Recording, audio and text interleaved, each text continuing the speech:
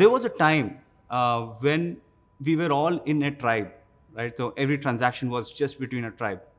We evolved to probably kingdom, right? The kingdom had their own currency, everybody had their own currency.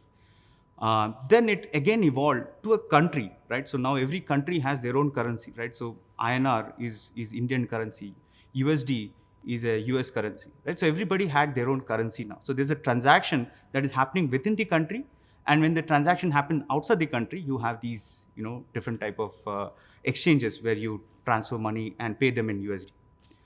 Now we are in a world where we're getting into another big world or creating another big world, and that is the internet. Think about it once. Today, you and me probably spend a lot more time on the internet. I'm talking to folks anywhere across the world, doesn't matter whether it's Indian, US, anybody, right? And if I were to consume a content, I don't consume an Indian content. I can consume pretty much any content in the world, right? So we ultimately become a citizen of the internet. You're all part of the internet, but you are equally have the same rights that anybody else has on the internet, right? And if you really think about it, it's like having another country altogether, right? So we have an altogether different country where we are all part of, where we are spending more time. And at least I can see it for generations to come, people will be spending more time on the internet. We call this the metaverse, right? So Earth is one, and the metaverse is something that we're all virtually part of and spending a lot more time onto it. Now, the countries had their own currency, the kingdom had their own currency, and probably even the village, the tribes had their own currency. Now, the question is, what is this currency, or what is this native currency for the internet, right? And will there be any currency at all, right?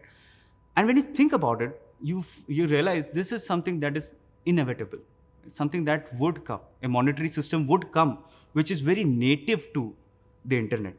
And that is where the whole buzz about Bitcoin and everything else is about, because we believe we are in a cusp of creating something like this, and this is the closest thing that represents this metaverse and a monetary system there.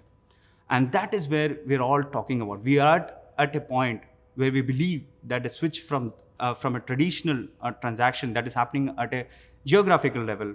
When I buy something from somebody outside India, technically I convert my money into USD and pay them in USD, right? If he's from, say, Dubai, the payment will be again converted again.